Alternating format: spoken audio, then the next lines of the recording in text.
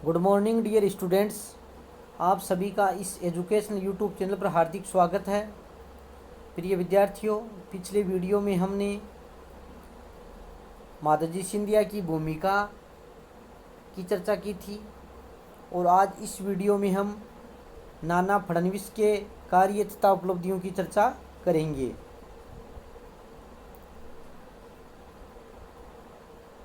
नाना फडणवीस की उपलब्धियों का जो विवेचन है, वो जो बिंदु हैं, उनको आपको ढंग से अच्छी तरीके से याद करना है। नाना फडणवीस और रघुनाथ राव। 1772 ईस्वी में पेशवा माधवराव प्रथम की मृत्यु हो गई थी और मराठा साम्राज्य में अराजकता की स्थिति आ गई थी। माधवराव की मृत्यु के पश्चात उसका भाई नारायण राव पेशवा हुआ, परंतु उसके चाचा जो राघोबा यानी रघुनाथ राव थे, वो स्वयं पेशवा बनना चाहता था। उन्होंने षड्यंत्र रचकर 30 अगस्त 1773 को नारायण राव पेशवा का वध करवा दिया और स्वयं पेशवा बन गया। अपनी स्थिति को सुदृढ़ करने के लिए उसने राघोबा ने यानी रघुनाथ राव ने बम्बई के गवर्नर से सूरत की संधि कर ली तथा अंग्रेजों को सालसेट और बेसिन के द्वीप देने का वचन दिया। नाना फडणवीस पेशवा परिवार के स्वामी भक्त थे, इसलिए उन्होंने नारायण राव के पुत्र माधवराव द्वितीय को पेशवा बना दिया और अंग्रेज गवर्नर जनरल वारेन हेस्टिंग्स से पुरंदर की संधि की, परंतु कंपनी के डायरेक्टरों ने सूरत की संधि को ही मान्यता प्रदान की। इसी कारण वारेन हेस्टिंग्स को भी रघुनाथ राव की सहायता करनी पड़ी। रघुनाथ राव की सहायता के लिए अंग्रेजी सेना का एक दस्ता बम्बई से पूना की ओर गया, परंतु नाना फडणवीस ने होलकर तथा सिंधिया की सम्मिलित सेनाओं की मदद से उसे मार्ग में ही पराजित कर दिया।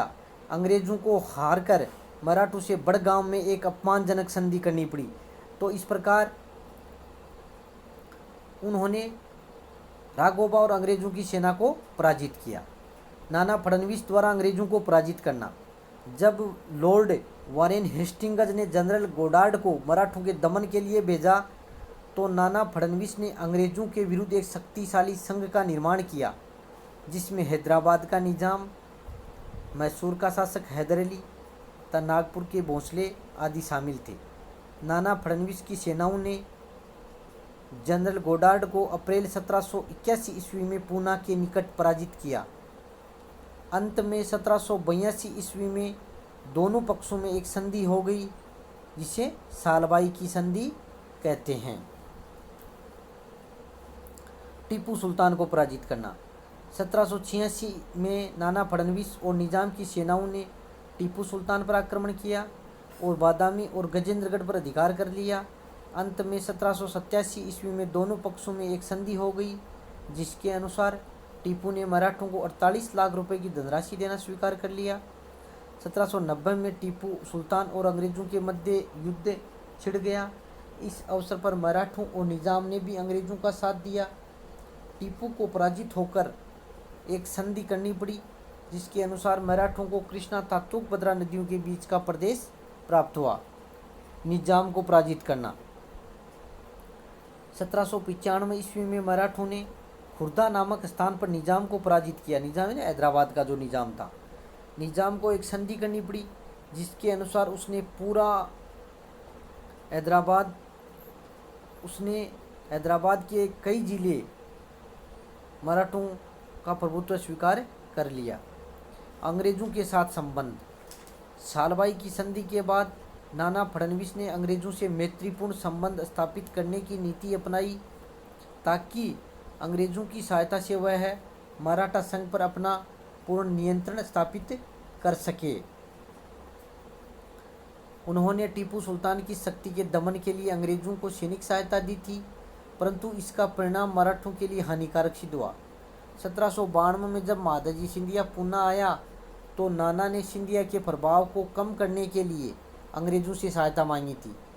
इससे हमें पता चलता है कि नाना फडणवीस अंग्रेजों की सहायता से अपनी सत्ता सुरक्षित रखना चाहता था, जो कि अनुचित थी। नाना फडणवीस और मराठा संघ। नाना फडणवीस मराठा संघ पर अपना नियंत्रण बनाए रखना चाहता था। माताजी सिंधिया 1792 से 1794 तक पूना में रहा, परंतु नाना फडणवीस ने माधवजी सिंधिया को कोई सहयोग नहीं दिया। 1795 ईस्वी में जब पेशवा माधवराव द्वितीय की मृत्यु हो गई तो उसने बाजीराव द्वितीय को पेशवा बनाने से इनकार कर दिया। इससे मराठा संघ की एकता को आघात पहुंचा। नाना फडणवीस तथा पेशवा। नाना फडणवीस ने पेशवा माधवराव द्वितीय पर कठोर नियंत्रण स्थापित कर रखा था। जब पेशवा माधवराव द्वितीय ने बाजीराव द्वितीय से संपर्क स्थापित किया और नाना फडणवीस को इसकी जानकारी मिली तो उसने पेशवा माधवराव द्वितीय को बुरी तरह फटकारा। नाना फडणवीस के इस अपमानजनक व्यवहार से दुखी होकर 1795 ईस्वी में पेशवा माधवराव द्वितीय ने आत्महत्या कर ली थी। पेशवा के उत्तराधिकार की समस्या। 1795 ईस्वी में पेशवा माधवराव द्वितीय की मृत्यु हो गई। उसके कोई संतान नहीं थी। उसने अपनी मृत्यु के पूर्व रघुनाथ राव के पुत्र बाजीराव द्वितीय को पेशवा बनाने की इच्छा व्यक्त की थी, परंतु नाना फडणवीस रघुनाथ राव के किसी पुत्र को पेशवा बनाए जाने के विरुद्ध था। जब बाजीराव द्वितीय ने नाना फडणवीस को मुख्यमंत्री बनाने का प्रलोभन दिया तो नाना फडणवीस ने बाजीराव द्वितीय का समर्थन करना स्वीकार कर लिया। इसलिए बाजीराव द्वितीय को पेशवा के पद पर आसीन किया गया, परंतु पेशवा बनने के बाद बाजीराव द्वितीय ने नाना फडणवीस को बंदी बना लिया। उसके बाद 1798 ईस्वी में नाना फडणवीस को कैद से मुक्त कर दिया और उसे पुनः मंत्री के पद पर नियुक्त कर दिया। 13 मार्च 1800 ईस्वी को उनकी मृत्यु हो गई। नाना फडणवीस की मृत्यु 1800 ईस्वी को हो गई थी। तो इस प्रकार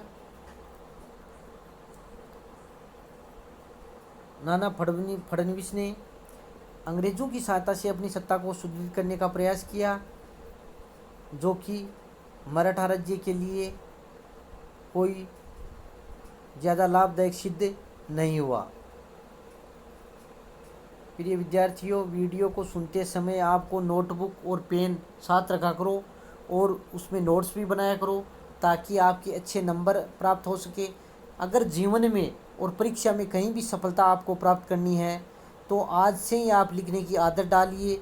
जितना आप ज़्यादा लिखोगे उतनी ही आपकी सफलता, उतने ही आपके अच्छे नंबर प्राप्त होंगे। धन्यवाद।